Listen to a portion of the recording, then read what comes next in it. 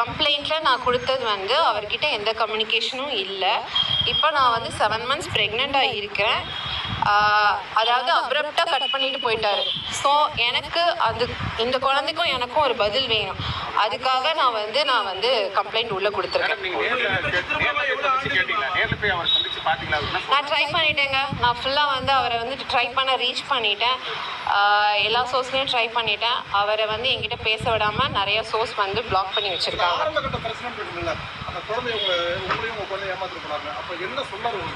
Sir, நான் கண்டிப்பாக மீடியாவை அட்ரஸ் பண்ணுவேன். எனக்கு அங்கேருந்து ஒரு சொல்யூஷன் வந்ததுக்கப்புறமா கண்டிப்பாக நான் உங்கள் எல்லாரையும் நான் வந்து அட்ரஸ் பண்ணுவேன். முதல் மனைவி தடுக்கிறாங்களா அவங்கள? பேச விடாமல் தடுக்கிறது முதல் மனைவியா?